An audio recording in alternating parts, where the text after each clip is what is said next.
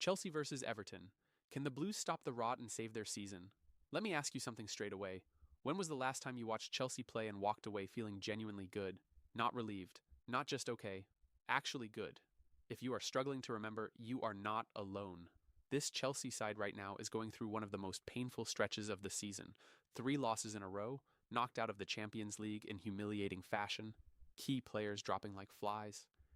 And now, on Saturday evening, they travel to Everton's new home, the Hill Dickinson Stadium, knowing that a 4th defeat in a row could seriously damage their top 4 hopes. This is not just another match. This is one of those games where you find out what a team is really made of. So let us break everything down, look at what is happening, and figure out what Chelsea need to do to get back on track. A week nobody wants to remember? Where do we even begin? Chelsea's week started badly and got worse with every passing day. First came the 1-0 home defeat to Newcastle in the Premier League. Then came the 2 legs against Paris Saint-Germain in the Champions League. And if you watched either of those matches, you already know how that went. The Blues lost 8-2 on aggregate. That number is hard to read, is it not? 8 goals conceded over 2 legs to the French champions. They were beaten 3-0 at Stamford Bridge in the second leg on Wednesday night, and that was that. Chelsea are out of the Champions League at the last 16 stage, and the manner of the exit was brutal. To make it even harder to take, this is now 4 consecutive Champions League knockout exits in a row for Chelsea. That is a record they never wanted to set. So the mood around the club is not great right now. Head coach Liam Rosenior called it another tough night after the PSG defeat, and honestly, that felt like an understatement. The pressure on him is growing, and results simply have to improve. The run of form tells the whole story. Across the last 11 games in all competitions, Chelsea have won just 4 times. They have drawn twice and lost 5. In the Premier League alone over their last 5 matches, they have won only once. Only once. That is not good enough for a club with Chelsea's ambitions. But here's the thing. The season is not over. Far from it. They are 6th in the table, yes, but they are only 3 points behind 4th place. With 8 games left, there is still everything to play for. They just cannot afford to keep dropping points, and Saturday is where it starts. The injury list is getting longer. Now let us talk about the bad news on the fitness front because there is quite a bit of it. Reece James, the captain, is not available. He picked up a hamstring injury against Newcastle last weekend and will not be fit in time for Everton. Rosenior says it is not serious, and the plan is to monitor him properly after the international break, which is a small positive. But losing your skipper before a game like this is never ideal, is it? Trevoh Chalobah also limped out of the PSG second leg after a horrible-looking tackle from Achraf Hakimi left him being stretchered off with an ankle injury. The image of Chalobah's foot facing the wrong way circulated online after the game, and it looked absolutely awful. Thankfully, the news since then has been a little better. Rosenior says the injury is not as serious as they first feared, but Chalobah is still expected to miss around 6 weeks. That is a significant chunk of the run-in. Then there is Philip Jorgensen, the goalkeeper, who has had minor surgery on a groin injury and is also out for weeks.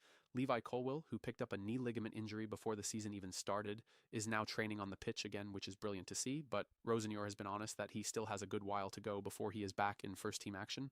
Jamie Bino-Gittens is a doubt with his hamstring too, and his availability is unclear going into the weekend. So who is actually fit and available? Malo Gusto missed the PSG game with illness, but trained on Thursday and is expected to return at right back, which is good news. Robert Sanchez will continue in goal. Wesley Fofana should step into the center back position to replace Chalobah, and there could be another appearance for young Jorel Hato alongside him.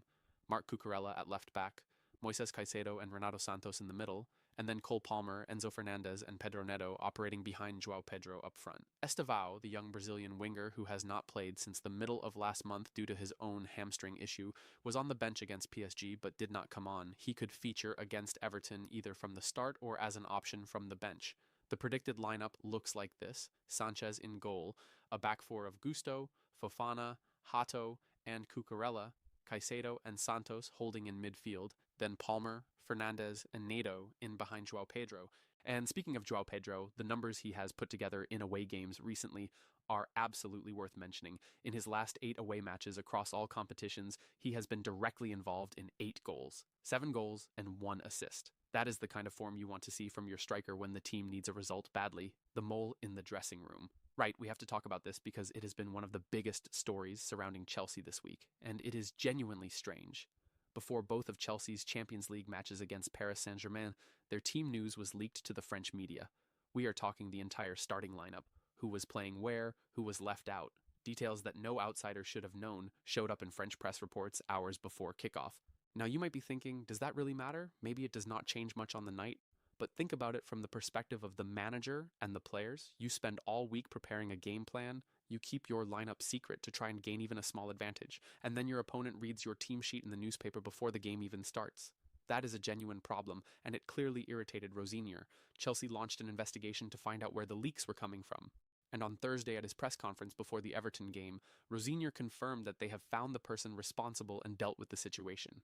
He said, and these are his words, "We know who it is. It has not come from any place of malicious intent, and we have dealt with the situation." Interestingly, Chelsea have made it clear that the leaks did not come directly from a player. The source is described as external. No name has been given publicly, but the club appears satisfied that the matter is closed. Does it explain the PSG defeats? Of course not. Chelsea were outplayed on the pitch over both legs, and that is the honest truth. But knowing your team is safe again from the inside is one less distraction as they head into the run-in. Enzo, Fernandez, and the question. Everyone is asking. There was another major talking point this week that the Chelsea faithful have been debating all over social media and fan forums. After the second leg defeat to PSG, Enzo Fernandez spoke to ESPN Argentina. He was asked about his future, and the way his comments were reported, it sounded like he was leaving the door open to a move away from Chelsea this summer. As you can imagine, that set off alarm bells among supporters who are already anxious about the club's direction. Rosenior addressed it directly on Thursday and was very clear. He said he sat down with Enzo at length before training and had a great conversation, not just about the comments, but about how Fernandez is feeling generally and how the team can improve together. The manager said Fernandez made it really clear how happy he is at Chelsea, how much he wants to win, and how passionate he is for the club to be successful. Rosenior also explained that because of the translation and the emotion of the moment after a difficult defeat, things were misconstrued. His words were, "He is fully committed to this group and fully committed to winning here." Whether that settles the debate completely is up to you. Fans will have their own views. But from the club's official position, Fernandez is going nowhere and is fully focused on Chelsea. And that matters because in games like the one on Saturday, you need your best players fully locked in, Fernandez in the role behind the striker, Palmer pulling the strings, Pedro creating chances. That trio clicking together is essential. What about Everton? Let us not forget that Chelsea still have to go and actually beat a team on Saturday. And Everton are not a pushover right now. David Moyes has his side in decent form. They have beaten Newcastle 3-2 and Burnley 2-0 in back-to-back league games recently. Last weekend they lost 2-0 to Arsenal, but Moyes pointed out that both goals came in the 89th and 97th minutes. So for most of that game, Everton were genuinely competitive against the league leaders. That is not nothing. The Toffees sit 8th in the table and are only 2 points behind 7th place Brentford. Moyes has been honest that he believes they are close enough to be thinking about European football, so they have motivation of their own going into this one. There is a really interesting fact about Everton's record this season that is worth knowing. They have actually picked up more Premier League points on the road than at home. 24 points away, 19 at the Hill Dickinson Stadium, their new ground. And at home, they have won just one of their last 7 league matches. 1 win, 2 draws, and 4 losses. They are still finding their feet at the new stadium, and Chelsea will be hoping to exploit that. However, history does lean towards Everton when these two meet at Everton's home ground. Chelsea have failed to win their last 2 visits to where Everton play, going back to when they were still at Goodison Park, and over the last 8 Premier League home games between these sides, Everton have won 5, drawn 2, and lost just 1. That said, Everton have a strange record against Chelsea when it comes to scoring.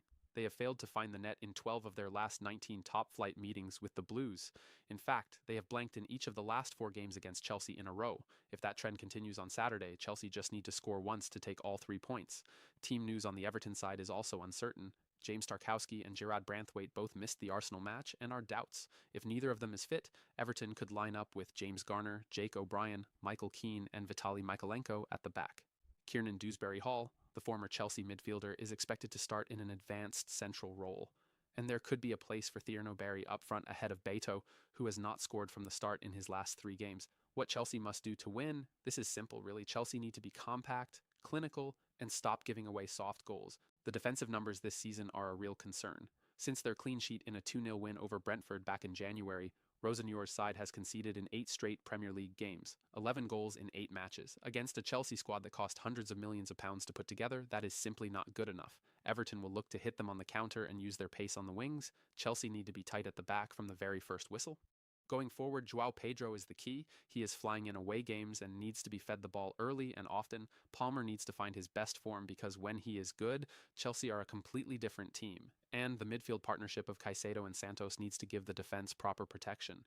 It is also worth remembering that Chelsea have one of the better away records in the league this season. 7th best in the division, with 7 wins, 4 draws, and 4 losses on the road. So they are not a bad traveling side. They just need to replicate that form this weekend. The bigger picture? Let us zoom out for a second and think about what this match means in the context of the whole season. Chelsea are 6th right now, 3 points behind 4th place with 8 games remaining. After Everton, they still have to face Manchester City, Manchester United, and Liverpool. Those are not easy games. If they drop too many points against teams like Everton first, they are giving themselves almost no margin for error in those big clashes.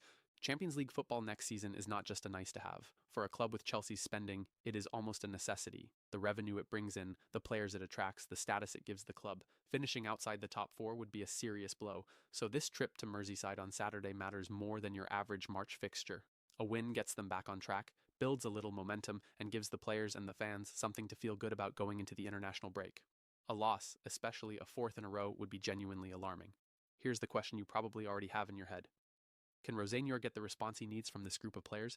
Because let us be honest, that is what this is about now. It is about character. It is about whether the players in that dressing room, having been battered by PSG, having lost their captain and key defenders to injury, having had their private team news leaked to the press, can still come together and fight for this club when it matters. Chelsea fans have seen this team go through difficult patches before. And sometimes the best thing that can happen is a game that gives you a chance to reset.